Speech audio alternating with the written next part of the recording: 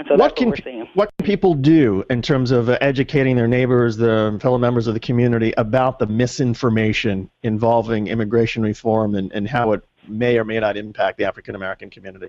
Yeah, I mean, we've gotten some really great information from national groups who've been working to uncover who some of these puppet masters are, and the Center for New Community out of Chicago has really been helpful to those of us working on immigration reform, especially from the Black immigrant perspective or the Black community perspective. So I would encourage folks to look into some of the resources that the Center for New Community has on their website. At the same time, I want to encourage those of us who are engaged in advocacy and activism to not get caught up in just the visa allocation and legalization process part of this immigration debate. There is a broader conversation that has to happen about race and privilege in this country. It takes a lot of courage. It's broader than a legislative fight, and it takes a lot of time for folks to get educated about it to a place where they feel they understand what's going on with them and their communities, but also to a place where they feel like they can speak out and stand in solidarity with those who may not look like them, but who are all being impacted by the same system of oppression. And finally, I mean, the basic, one question that gets thrown out there is that you hear these hate groups claim, allowing immigrants to become citizens, that means that a job is going to be taken away in the African American community. How do you respond to that?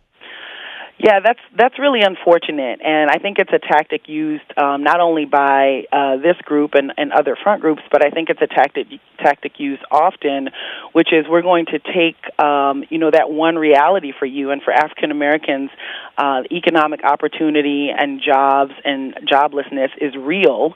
They take that and they turn it around and they blame it on another group.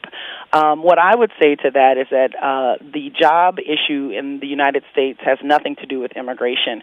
In fact, when you look at the numbers and the data about the American population and the economic benefit that immigrants bring to this country, you realize that something else must be at play. There must be another reason why African Americans in particular are suffering jobless rates such that they are. And so I would really encourage folks to take the time to debunk some of these myths.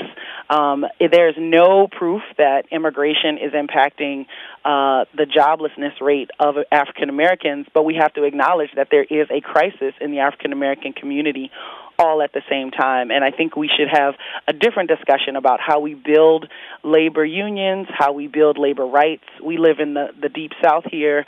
This is the home of the at-will states where folks lose their jobs, just with the snap of a finger. We have to challenge these other structural laws that are keeping folks in the place where they are, including our immigrant brothers and sisters. Colette Pichon-Battle, our Activist of the Week. Colette, great work. Thank you so much for being part of Take Action News. We appreciate it. Thank you for the opportunity. You're very welcome. We'll talk about the mainstream media and some of their missteps over the past week when Take Action News continues after this.